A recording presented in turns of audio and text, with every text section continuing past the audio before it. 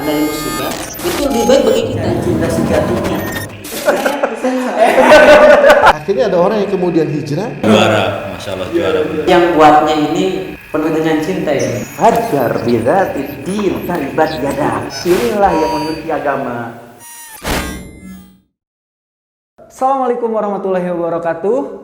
Kembali lagi di GM Talks. Dan sekarang telah bersama teman kita Ahrega dan juga Masya Allah ada guru kita juga Ustadz Haryanto Hafidhullah Ta'ala. Masya Allah beliau jauh-jauh dari Tangerang menyempatkan waktu datang ke Garut dan berada di tengah-tengah kita. Dan ini sangat langka Ustadz. Karena Ustadz kesini juga kan 1 bulan 2 kali langka. Makanya Anda bukan manusia langka. tapi bukan. Makanya buat sobat GM yang ngedengerin podcast kali ini, simak dari awal sampai akhir karena insya Allah akan banyak sekali faidah-faidah yang insya Allah nantinya Ustadz akan sampaikan. Dan buat sobat, jadi insya Allah di program tadi Ustadz ngebahas tentang suami idaman Ustadz ya.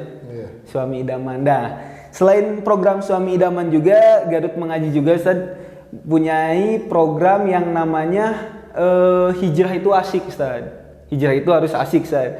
Cuman bedanya Ustaz, suami idaman sama hijrah itu kalau yang suami idaman kebanyakan curhat Ustaz itu mah. Curhat. Berat-berat, sedih Ustaz. Beda kalau sama jomblo-jomblo Ustaz. Beda kalau kita mah ya sama juga. Sama juga. Nah insya Allah Ustadz akan banyak sekali problem-problem yang mungkin teman kita atau sobat-sobat kita yang hijrah tapi hilang arah dan masih banyak sebagainya, mungkin rame-rame gembor-gembor tentang hijrah tapi gak tahu juga maknanya, gak tahu juga arahnya harus dari mana dan lain-lain. Nah sebelum nanti Ustadz jawab pertanyaan yang pertama, buat sobat GM juga yang ingin mempromosikan barang jualannya, jasa ataupun apapun, silahkan bisa free gratis tanpa dipungut biaya. Tapi terbuka juga buat sobat GM yang ingin menginfakkan atau mensedekahkan hartanya untuk membantu program, silahkan bisa cek di deskripsi YouTube atau bisa DM langsung ke Instagram Garut Mengaji. Arega mungkin ada yang mau ditanyakan, silakan. Sehat-sehat. Alhamdulillah. Sehat-sehatnya orang tua.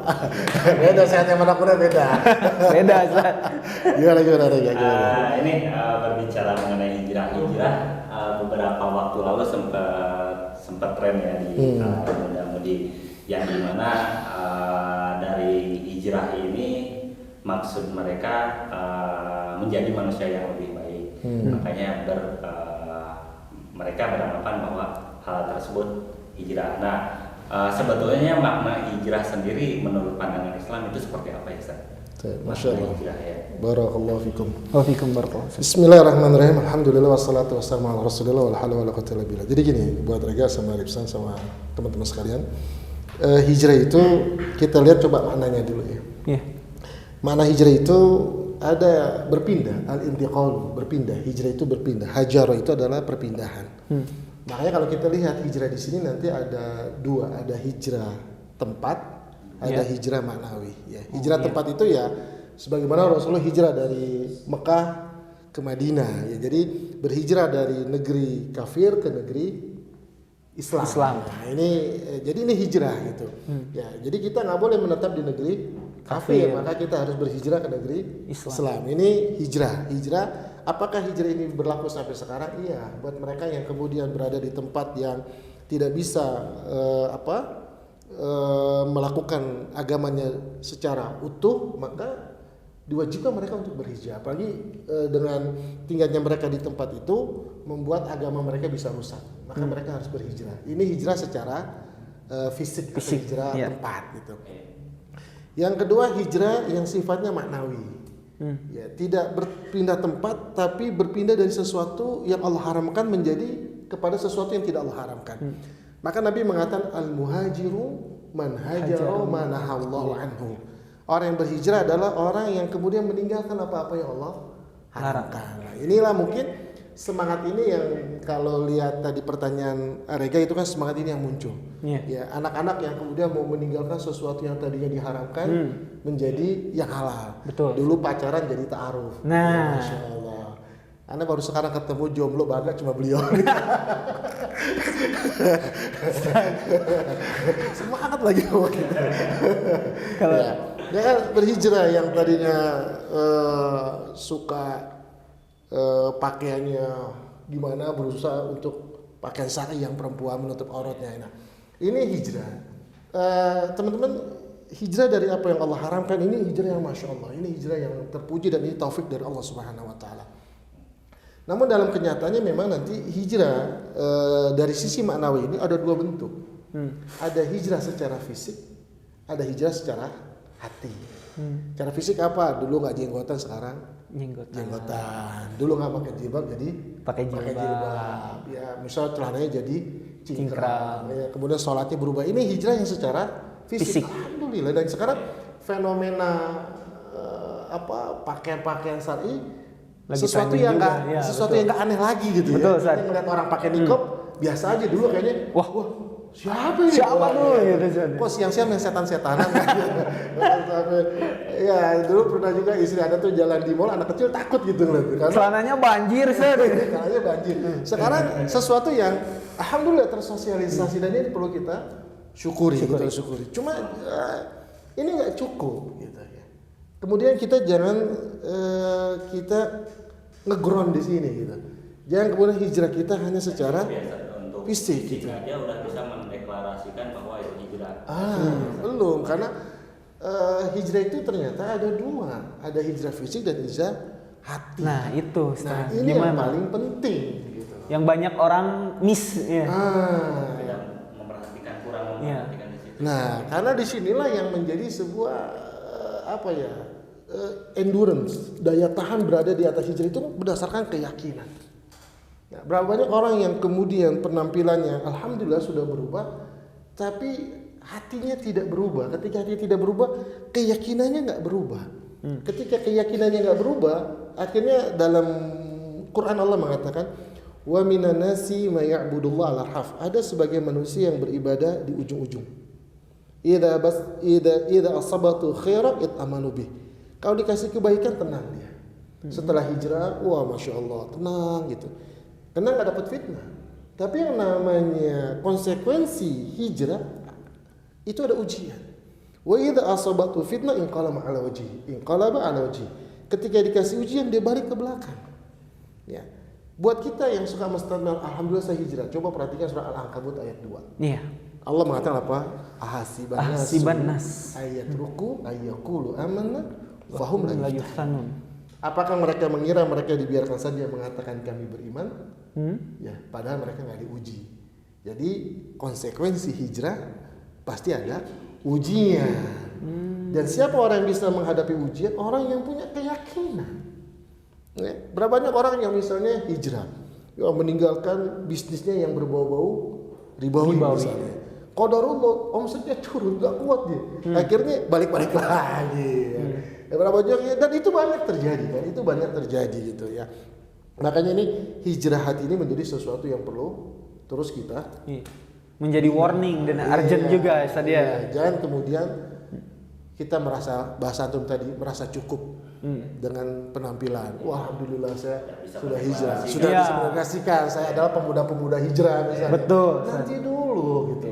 Ya, pengakuan itu ada konsekuensi ujian. Nah, jadi jangan merasa aman. Nah, ujian inilah yang kemudian bisa kita ini harus kita lewati. Masya Allah. Berarti Ustaz, kan udah tahu nih kita mau hijrah, maknanya tadi seperti apa. Kebanyakan kan spar, Ustaz. Mulainya dari mana nih kalau kita mau hijrah? Iya, mungkin kita bisa kutip perkataan Imam Malik. Imam Malik mengatakan tidaklah baik umat di akhir zaman ini kecuali dengan sesuatu yang membuat baik generasi di awal. Iya. Ya, Rasul Shallallahu Alaihi Wasallam telah memberikan sebuah grand design di dalam memetamorfosakan sebuah umat. Gitu. Ya, apa yang dilakukan Rasul Shallallahu Alaihi Wasallam kita copy paste aja. Ternyata Rasul Shallallahu Alaihi Wasallam memulai dari apa? Akidah. Nah, Tauhid. makanya tauhid. Makanya ketika kita akan berhijrah, kita mulailah dari memahami masalah-masalah akidah. Nah, jadi gini jemaah, teman-teman ya. Syekh Shalih Fauzan dalam kitab Tauhidnya mengatakan syariat Islam itu ada dua. Ada syariat yang terkait dengan keyakinan, ada syariat yang terkait dengan amalan.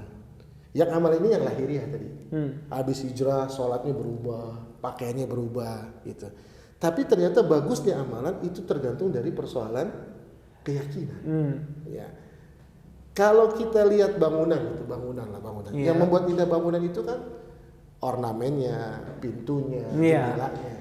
Tapi bangunan itu tidak terbukti kokoh ya kecuali nanti setelah ada bencana. Betul. Yang membuat bangunan itu kokoh apa? Pondasinya. Terlihat nggak? Tidak. Nah, maka orang-orang yang hijrah ya dia harus memperhatikan ini. Iya, ketika startnya itu saja. Bagusnya ini belum tentu menunjukkan bagusnya ini. Betul. Seperti bangunan yang bagus. Oh, masya Allah setelah hijrah bagus. Tapi dia nggak kokoh, digoyang dikit roboh. Nah, maka harus bangunlah dari pondasinya. Coba Nabi 13 tahun di Mekah bicara masalah apa? Tauhid akidah. Mulai dari akidah, mulai dari mengenal Allah, mulai iman kepada malaikat sampai iman kepada takdir. Sehingga itu menjadi sebuah keyakinan, itu menjadi sebuah tempatnya perasaan. Ya, maka kata Imam Ibnu Qayyim gini, kalau hati kita sudah hijrah, kemudian hati kita dipenuhi keimanan, ya, kata Imam Ibnu Qayyim dia akan menemukan inti hijrah. Apa inti hijrah? Al-hubbu wal bughdu. Dia bisa mencintai dan memusuhi dan bermusuhan karena Allah. Rasa bermusuhan dan rasa cinta ada di mana? Adanya di mana? Ada dari di hati kan. Nah, sekarang banyak orang yang hijrah tapi cintanya nggak berbarengan dengan kepada Allah. Dia masih bisa kadang hijrah, tapi masih mencintai apa-apa yang Allah haramkan. Termasuk anak sih mas. Ya, semoga Allah hidayah buat kita semua ya, insyaallah. Kadang-kadang kita membenci apa yang Allah cintai, kita mencintai apa yang Allah benci. Berarti hijrah kita di mixing gitu saja. Kayak Ibnu Qayyim, inti dari hijrah adalah cinta dan benci. Ketika cinta kita telah selaras dengan cinta Allah, telah selaras dengan apa yang datang dari Rasulullah, ini baru hijrah hati yang sebenarnya. Maka Nabi mengatakan, la yu'minu ahadukum hatta takuna hawa'u taban lima jitu bih. Tidak beriman secara sempurna seseorang sebelum sampai hatinya ngikutin apa yang Rasulullah bawa. Dia mencintai apa yang Rasul bawa. Jadi artinya kadang-kadang orang hijrah, ini mohon maaf nih, ketika tidak hijrah hati, hijrah penampilan sebuah dress code orang yang hijrah. Betul. Acara-acara bersama teman-teman hijrah, dia pakaiannya Masya Allah paling nyunah gitu. Betul, ngeklaim udah lah pokoknya. Pas balik, pas kondangan berubah lagi. Berarti hijrahnya terkait dengan komunitas. Betul. Lingkungannya. Lingkungan nggak kokoh. Kenapa? Hatinya nggak kuat. Gitu. Hatinya belum hijrah. Maksiat gitu, ketika sendiri itu. Maksiat ketika sendiri. Gitu. Makanya hijrah hati. Allah bisawab. Arega gimana? Antum ada pertanyaan? Baru bicara beberapa hal tadi untuk agar beristiqomah nih Ustaz. Dalam hijrah itu seperti apa? Terus tipsnya gitu ya. Tips dari Ustaz nih untuk teman-teman semua agar istiqomah dalam hijrahnya gitu Ustaz. Bentar Ustaz, sebelum dijawab pertanyaan yang terakhir, kita review dulu Ustaz. Nih ada, Masya Allah, ada susu kurma Ustaz. Padahal Ustaz kalau mau cobain Arega dari Ibtisam. Masya Allah. Ibtisam bisa. Kemarin cari nih. Antum? Iya. Pas ini buat produk ini apa? Ternyata teman ada yang jual gitu. Oh, Masya Allah. Jadi Tekun tuh ada yang nanyain. Harga ada nggak? Susu kurma. Susu kurma. Nah, di sini ada. Alhamdulillah ada solusi. So buat teman-teman sobat GM yang kepengen susu kurma, kan di Garut susah nih kalau pengen susu kurma ya. Bisa dicek di Instagram Ibtisam. Bisa dicek atau bisa hubungi langsung nomor yang insya Allah nanti ada di deskripsi. Insya Allah kita coba. Bismillah. Masya Allah. Recommended. Ustaz. Mumtaj bin Mumtaj. Padahal Ustaz. Ya memang ini istiqomah persoalan yang jadi PR buat semua ya. Buat semua. Dan kita juga nggak bisa mengklaim sampai hari ini Allah antarkan kita alhamdulillah di atas sunnah, tapi kita nggak bisa mengklaim akhir dari kehidupan kita seperti apa. Betul. Gitu. Istiqomah ini terus menjadi PR buat kita semua gitu. Tapi memang beberapa ulama memberikan arahan bagaimana kita bisa istiqomah. Sebelumnya gini, istiqomah itu kan gini. Istiqomah itu kita berpindah dari satu kebaikan kepada kebaikan yang lain, atau kita bisa mempertahankan kebaikan yang kita miliki. Ini kan istiqomah kan. Jadi kita tetap gitu, nggak melenceng gitu. Dan istiqomah ini kan sebuah reward dari Allah Subhanahu wa taala. Kepada siapa? Ternyata Fudail bin Iyad mengatakan, ya, taufik atau hidayah kita bisa istiqomah ketika amalan kita dicintai dan diridhoi oleh Allah. Nah, apa yang bisa menghantarkan amalan kita dicintai oleh Allah? Apa yang bisa menghantarkan hijrah kita dicintai oleh Allah? Yang ketika Allah cinta dengan hijrah kita, Allah berikan kita taufik untuk bisa di atas kebaikan lagi. Terus begitu. Berkembang kebaikan kita. Apa yang bisa menghantarkan? Ikhlas. Jadi modal pertama hijrah itu ikhlas karena Allah. Maka Allah sebutkan dalam surah Al-Baqarah, innal ladzina amanu wal ladzina hajaru wa jahadu fi sabilillah ya ulaika yarjuna rahmatallah. Orang-orang yang beriman, berhijrah dan berjihad di jalan Allah, mereka lah orang-orang yang mengharapkan rahmat Allah. Jadi mereka hijrah itu bukan buat sekedar eksis. Mereka hijrah cuma buat mendapat akhwat, karena ada akhwat ceng-cengan. Kalau mau dapat yang nikop harus cingkrang. Target. Ya, enggak.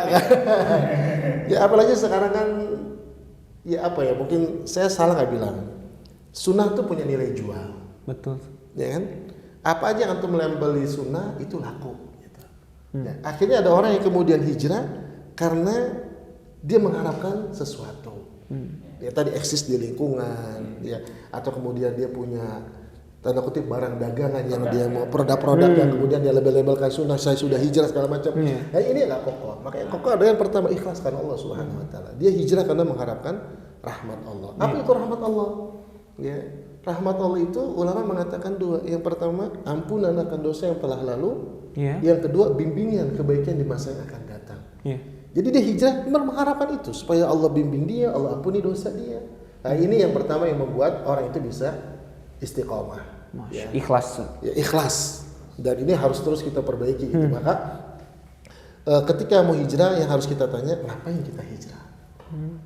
Kita mau dapat apa ketika kita hijrah? Tanya diri. Tanya diri sendiri. Itu yang pertama. Ya. Yang kedua, hijrah itu bisa istiqomah kalau kemudian dilakukan secara bertahap. Ya. Nah kadang-kadang kan pengen buru-buru, akhirnya kecapean. Ketika kecapean, akhirnya futur. Makanya kan Allah kata wa Qur'anan faraqnahu litaqra'ahu 'ala nasi muqthi wa nazzalnahu tanzila. Quran ini itu dipotong-potong sama Allah. Litaqra'ahu agar engkau membacakan linnasi muqthin. Kau bacakan kepada manusia secara perlahan-lahan. Lihat, Nabi aja disuruh menyampaikan Quran secara perlahan-lahan gitu. Tidak gerubuk-gerubuk gitu. Makanya harus ada tahapan dalam hijrah. Jangan hijrah pengen semuanya dipelajari. Tenang aja gitu. Bukan berarti kemudian kita punya alasan saya lagi proses akhirnya nggak apa-ngapain gitu. Pelajari sedikit demi sedikit gitu ya, diamalkan sedikit demi sedikit. Itu sahabat juga ketika menghafalkan Quran nggak langsung semua kan 10 ayat dihafalkan diamalkan baru 10 ayat lagi. Nah begitu juga hijrah bertahap. Jangan kemudian ketika hijrah ya apa ya bahasa Sundanya apa gerasa guru bugs. Nah itulah gitu ya. Oh bukan Ustaz. Burung gusuh. Bukan. Itu mustalahat antum punya lah mustalahat itu gitu. Ya, istilah antum yang punya. Nah, ini banyak orang semuanya bahkan kadang-kadang dia galak. Ya, dia ingin menjadikan orang lain seperti dirinya sehingga enggak hikmah. Di dalam hijrahnya enggak hikmah. Dan mudaratnya enggak buat dia saja tapi ini mudarat buat dakwah. Berbanyak kemudian kita temukan selama dia hijrah kok dia jadinya kasar. setelah dia kenal pengajian kok jadi kurang ajar sama orang tua. Betul, Ustaz. Karena nggak bertahap hijrahnya gitu. Iya. Dia nggak tahu, dia harus mulai pelajari. Sekarang banyak orang yang udah hijrah dia nggak ngerti bagaimana sholat sesuai contoh Rasulullah. Padahal yang lebih penting apa yang pertama perintah? Sholat. Setelah akidah salat. Ya. Dia nggak bertahap dalam menuntut ilmu. Nah ini padahal tadi kan Rasulullah itu membuat fondasi yang pertama kan tadi masalah akidah. Maka orang yang hijrah ya bertahap akidah dulu. Kemudian pelajari kewajiban-kewajiban yang memang kewajiban. Arega sebagai pengusaha harus ngerti hukum muamalah. Insan bukan pengusaha misalnya nggak perlu, nggak wajib tahu hukum muamalah. Ngapain pusing-pusing belajar muamalah gitu. Mendingan belajar fikih nikah biar cepet nikah. Gitu. Jadi siap. Nah tapi apa yang sudah menjadi kewajiban kita pelajari, kita rekonstruksi. Ini kita rekonstruksi ibadah kita. Apa yang paling penting tadi? Wudu. Belajar dari situ, sholat. Apa kata Allah dalam surat An-Nur? Allah mengatakan wa in tuti'uhu tahtadu. Kalau kau ingin mengikuti Rasulullah, maka kau akan mendapatkan hidayah.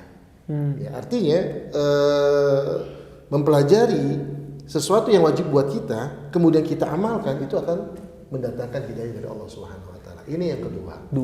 Ya, berarti masih banyak sih, tapi karena waktunya ilmu dulu nih pertama nih. Karena tadi ya bertahap, berarti bertahap dalam berilmu, bertahap dalam mengamalkan ilmu. Ya, dalam sebuah hadis dari Imam Muslim wasallam, maka rifqu fi say'in ila zana. Tidaklah sebuah kelembutan ada pada sesuatu kecuali dia akan menghiasinya. Nah, kelembutan ini kata para ulama itu adalah proses. Ya, kelembutan dalam berproses. Jadi nggak gerabak-gerubuk gitu ya. Ya, maka nuzi'a min syai'in, dan ketika kelembutan itu diangkat dari sesuatu ila syana, kecuali itu akan merusaknya. Maka begitu juga dalam hijrah bertahap. Ya, dalam hijrah bertahap. Itu mungkin yang bisa istiqomah. Yang ketiga mungkin yang terakhir, ya, tetap bersama komunitas orang-orang baik.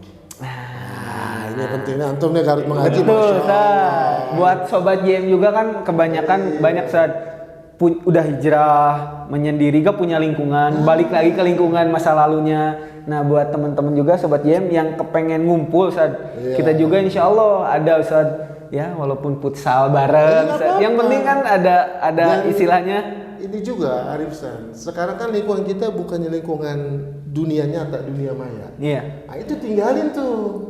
Grup-grup WhatsApp yang nggak manfaat itu akan merusak hijrah kita.